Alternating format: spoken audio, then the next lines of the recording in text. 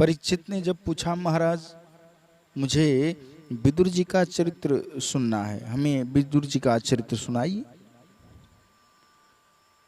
तो सुखदेव जी महाराज परीक्षित जी को विदुर का चरित्र सुना रहे हैं और कह रहे हैं कि जिस समय राजा धृतराष्ट्र बिल्कुल अंधे हो चुके थे,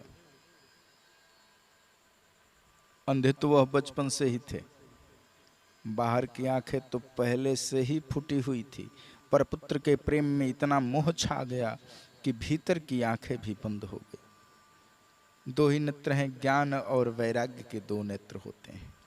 ज्ञान विराग नयन उर्गारी, अर्थात ज्ञान और वैराग्य के जो दूसरे नेत्र हैं वह भी आज नष्ट हो गए।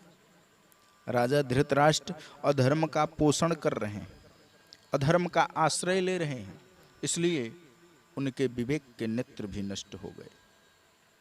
श्री विदुर जी महाराज ने समझाने का बड़ा प्रयास किया। विदुर जी महाराज धर्मावतार हैं और श्री युधिष्ठिर जी महाराज भी धर्मावतार हैं। कौरव पक्ष में विदुर जी के रूप में धर्म है और पांडव पक्ष में युधिष्ठिर के रूप में धर्म है। दोनों के ओर धर्म है, पर अंतर क्या है? फिर पांडव विजयी क्यों हुए और कौरवों का पराभव क्यों हुआ? क्योंकि कौरवों के पक्ष में जो धर्म है उनकी विडंबना यह है कि कौरव जैसा चाहते हैं विदुर जी को वैसा करना पड़ेगा। विदुर जी धर्म का रास्ता दिखाते हैं, समझाते हैं, पर न कोई मानने वाला है न कोई चलने वाला है। दुर्योधन आदि चाहते हैं कि विदुर हमारे अनुसार चलें, न कि हम विदुर के अनुसार चलें।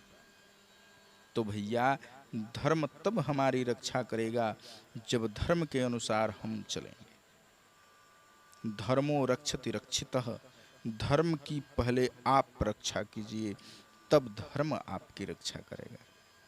माता जानकी पंचवटी में थी और साधु वेश बनाकर रावण जब आया भिक्षा मांगी तो किशोरी जी ने सोचा कि क्या किया जाए।